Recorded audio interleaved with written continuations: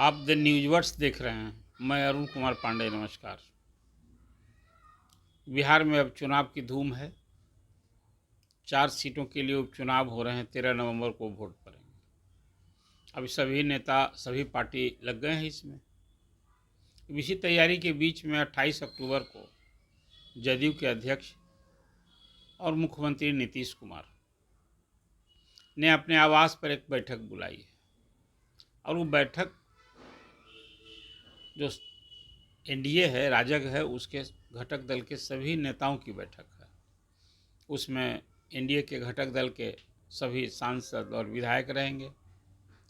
और ख़ास रूप से जो जिला स्तर की 20 सूत्री समितियां गठित हो गई हैं, जिसके उपाध्यक्ष जदयू और भाजपा के अध्यक्ष हैं, जिला अध्यक्ष, तो उनको बुलाया गया है इस रूप में कि 20 सूत्री समितियों के जिला उपाध्यक्ष। तो उसमें सभी जिला अध्यक्ष, चाहे वो भाजपा के हों, जदयू के हों, वो शामिल हो रहे हैं। सत्ता में सहभागी तो हम भी है। जीतन राम मांझी की भी पार्टी है, उपेंद्र कुशवाहा की भी पार्टी है, चिराग पासवान की पार्टी है। तो सांसद के नाते ये सभी लोग रहेंगे। अब इन 3 दलों के जिला अध्यक्ष नहीं रहेंगे, इसलिए कि वो 20 सूत्री समितियों के वो उपाध्यक्ष नहीं, अध्यक्ष उपाध्यक्ष नहीं। अध्यक्ष तो जिला 20 सूत्री के प्रभारी मंत्री होते हैं। अब ये पहली बार सच पूछिए, जब से नीतीश कुमार ने एनडीए का गठन हुआ, तब से ये शायद इस तरह की पहली बैठक हो रही है। नीतीश कुमार अपनी पार्टी के प्रखंड अध्यक्ष तक के लोगों की बैठक आवास पर बुलाते रहे हैं, लेकिन एनडीए की ये बैठक इस तरह का शायद ये पहली बैठक हो रही है। 28 अक्टूबर को बैठक होगी। अब आप ये जानते हैं कि जदयू ने अपनी पार्टी संगठन को मजबूती के लिए अब एक संगत पंगत का भी कार्यक्रम तय किया है। तो ये कहा जा सकता है कि जदयू के अध्यक्ष नीतीश कुमार अपने आवास पर 28 तारीख की बैठक सहयोगियों के साथ, अपने जिला अध्यक्षों के भी साथ, सबके साथ हो संगत पंगत भी होगा।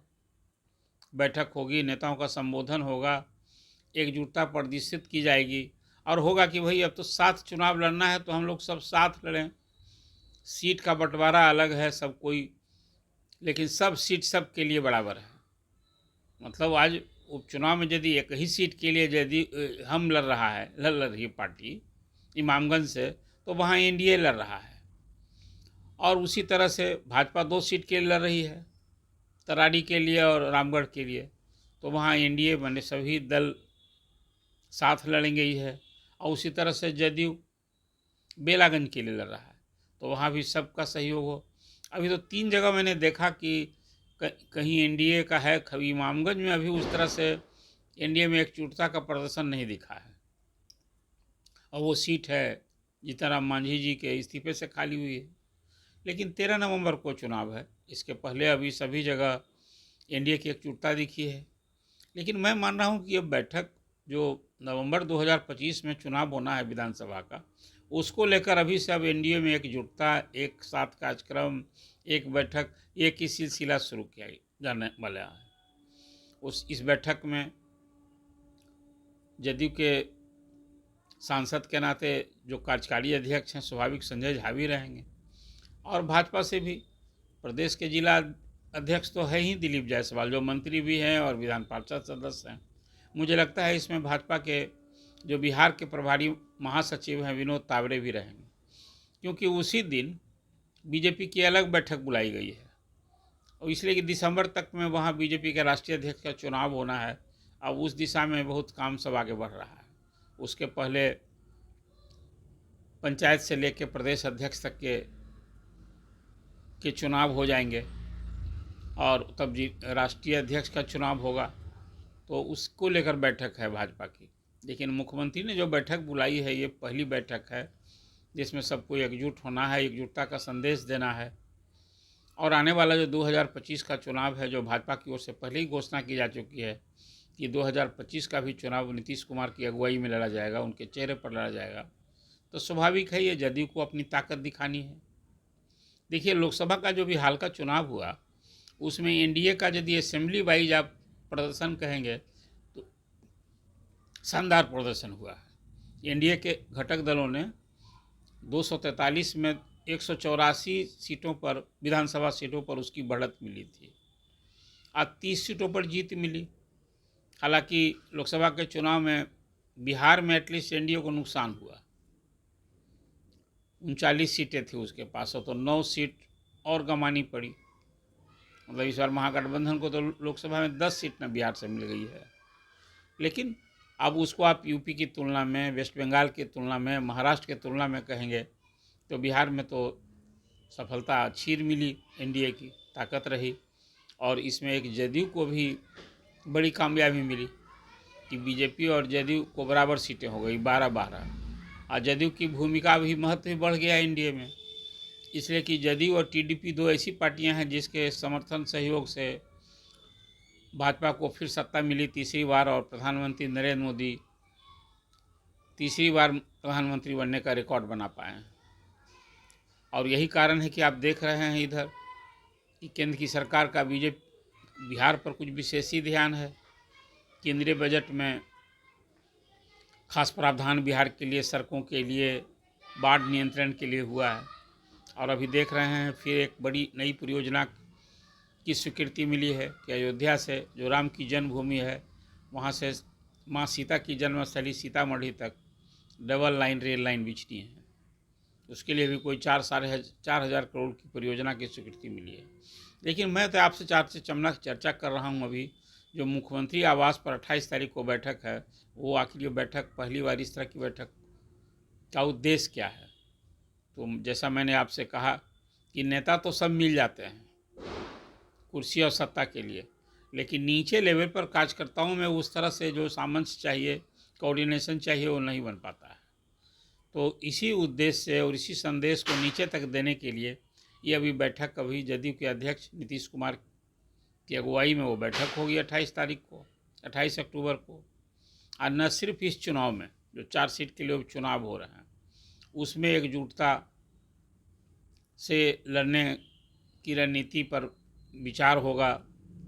और तब फिर ये 4 सीट में तो एक ही सीट है एनडीए की, 3 सीट तो है महागठबंधन की, तो इसमें भी एनडीए की भरसक कोशिश होगी कि हम और अपनी ताकत बढ़ाएं। जो 1 सीट जीते हैं, कम से कम 2-3 सीट जीते हैं। अभी आप भी जान रहे हैं कि अभी तो इस चुनाव से, उपचुनाव से एक नया दल भी आ गया है बिहार में, जन स्वराज पार्टी आ गई है, और वो सभी 4 सीट के लिए चुनाव लड़ रही है। और तो अभी तो दिखता है कि वो सबका खेल बिगड़ेगा उसमें, कहीं एनडीए का, कहीं महागठबंधन का। तो प्रशांत किशोर ने जिस ढंग से कैंडिडेट बनाया और जो अपनी ताकत दिखा रहा है, आज इतना आक्रामक तरीके से उन्होंने चुनाव अभियान शुरू किया है, तो ये लगता है कि इस बार के चुनाव में जो महागठबंधन की 3 सीटें हैं उस पर कब्जा बरकरार रखना, और उसी तरह से इमामगंज में एनडीए को बरकरार, एक कठिन चुनौती है। खैर, आप विधानसभा के पिछले चुनाव की तुलना करें तो आने वाला जो वर्ष का चुनाव है उसमें थोड़ी अभी तो एनडीए का पोजीशन जो है पार्टी के हिसाब से थोड़ा मजबूत दिख रहा है, इसलिए कि अब जीतन राम मांझी, चिराग पासवान, उपेंद्र कुशवाहा सब इसी गुट में, इसी के साथ हैं एनडीए में। तो कुल मिला जुला कर 28 अक्टूबर को जो बैठक होने जा रही है मुख्यमंत्री की अध्यक्षता में, शायद इस तरह की ये पहली बैठक है एनडीए की जिसमें जिला अध्यक्ष को भी बुलाया गया है, सभी सांसद, विधायक सभी रहेंगे।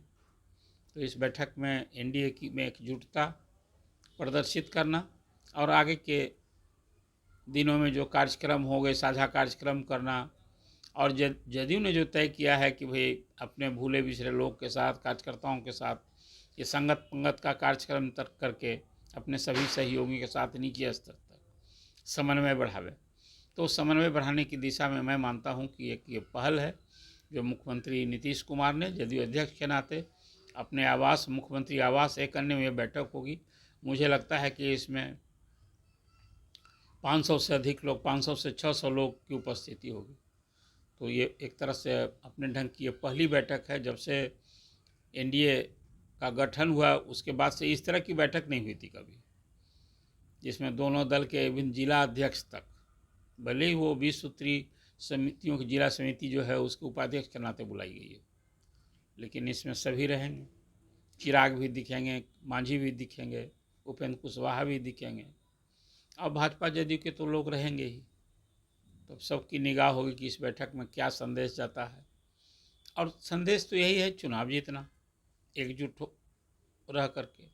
और एक और जहाँ राजद की चुनौती है, और एक तीसरा प्लेयर भी जो चुनावी जंग में आने को तैयार है शांत किशोर के रूप में, उसका भी मुकाबला करना।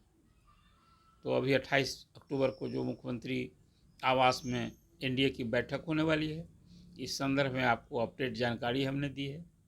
आप क्या सोचते हैं, इस तरह से एनडीए में एकजुटता, समन्वय, बैठक साथ करना, ये सार्थक होगा? सत्ता बरकरार रखने के लिए, सत्ता में एनडीए की सत्ता बची रहे, बनी रहे, इसके लिए प्रयास उचित नहीं है क्या? आप इस पर अपनी टिप्पणी दीजिए। द न्यूज़ वर्ड्स को देखते रहिए और लाइक कीजिए। धन्यवाद।